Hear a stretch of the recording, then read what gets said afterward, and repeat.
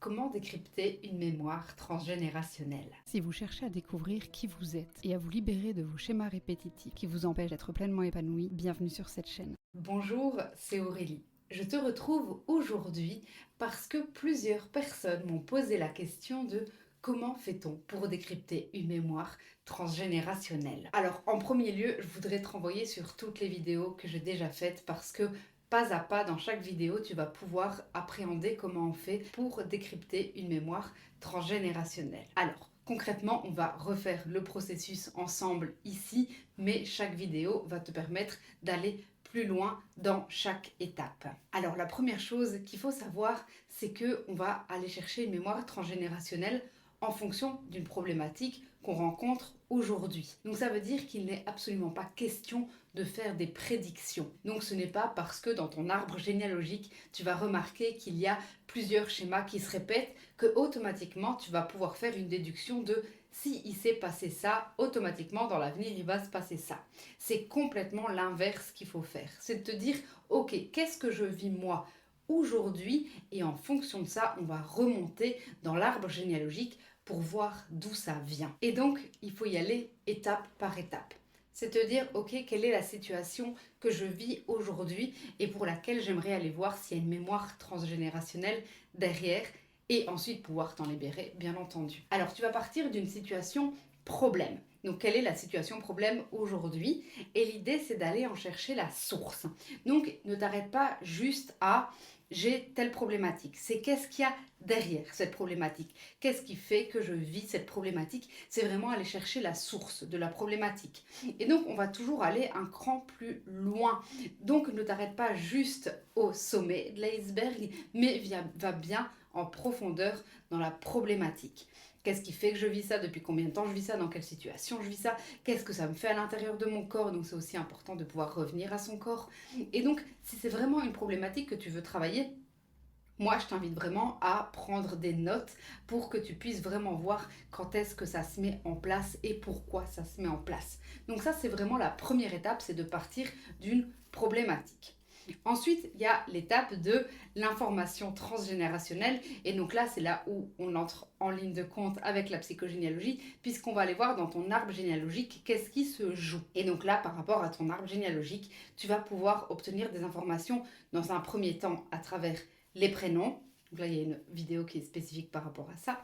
À travers les dates, il y a une autre vidéo qui est spécifique par rapport à ça. Et au fur et à mesure, on va remonter. Bien entendu, je te rappelle que ça n'est pas nécessaire d'obtenir ton arbre généalogique sur 20 générations pour venir faire un travail en psychogénéalogie. Le travail en psychogénéalogie, il se fait avec les informations que tu as en ta possession par rapport à ta problématique et par rapport à qui tu es. Donc tu n'as besoin de rien d'autre.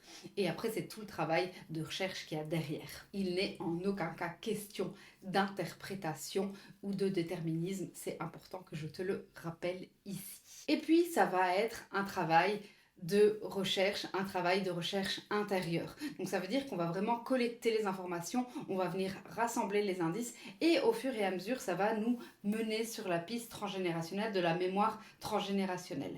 Il faut savoir que nous avons en nous plein de mémoires transgénérationnelles que l'on porte à plus ou moins grande échelle. Et donc ce n'est pas parce qu'on porte en nous une mémoire, par exemple, de prostitution que automatiquement ça va faire ça comme conséquence, c'est que automatiquement on a besoin de s'en libérer. Donc ce n'est pas parce qu'on porte une mémoire que c'est automatiquement négatif. Donc attention aussi par rapport à ça.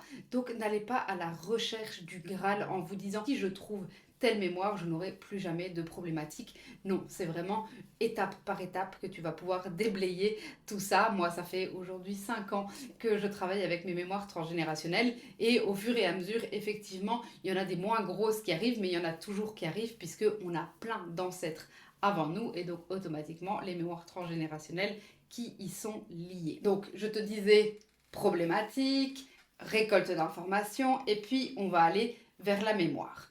Et donc ça c'est tout le travail en psychogénéalogie et donc effectivement tu ne vas pas trouver automatiquement une mémoire en venant de toi si il n'y a pas toute la recherche psychogénéalogique derrière.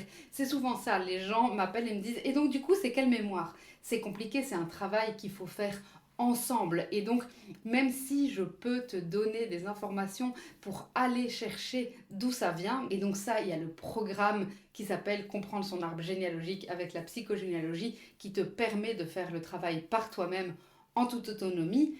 Mais pour autant, la libération des mémoires, c'est encore une autre étape. Donc ça veut dire qu'il faut vraiment y aller pas à pas. Récolte d'informations, on va chercher, et puis il y a la libération. Souvent, on a tendance à vouloir directement libérer sans faire toutes les étapes qu'il y a avant. Donc attention, je te rappelle que on n'a rien sans rien et que c'est important de respecter les étapes, c'est important de respecter le timing parce que tu imagines bien que tout ce qui s'est passé avant toi ne s'est pas fait en un claquement de doigts et qu'il n'y a pas du coup de baguette magique qui pourra t'aider à le résoudre, mais c'est vraiment ça, le travail en psychogénéalogie. Et donc ça veut dire qu'on va ensemble récolter les informations, récolter des indices pour s'approcher le plus finement possible de la bonne mémoire pour pouvoir t'en libérer. Parce que bien sûr, je pourrais te dire, oh tiens, c'est telle mémoire et voici un protocole tout fait. Alors oui, potentiellement ça pourrait marcher, mais est-ce que ça va marcher sur du long terme? On n'en est pas sûr. Et donc le but aujourd'hui, c'est vraiment qu'on puisse partir d'une problématique et pouvoir sereinement et dans le temps s'en libérer. Alors du coup, si tu veux décrypter une mémoire transgénérationnelle, eh bien, je t'invite vraiment à prendre un appel découverte avec moi. Je te mets le lien en description pour qu'on puisse vraiment s'attarder à ta problématique, à ta situation. Ce sera beaucoup plus facile que de te le faire en long, en large, en travers, en te faisant des potentielles hypothèses dans une vidéo. Là, je t'explique vraiment comment ça marche, mais s'il y a une question plus spécifique par rapport à toi, n'hésite pas à réserver un appel découverte avec moi. Alors du coup, des mémoires transgénérationnelles, je te l'ai dit, il y en a beaucoup et je ne vais pas pouvoir toutes te les énumérer. Et donc je vais essayer un maximum de te donner des informations pour que tu puisses comprendre vers où ça peut te mener.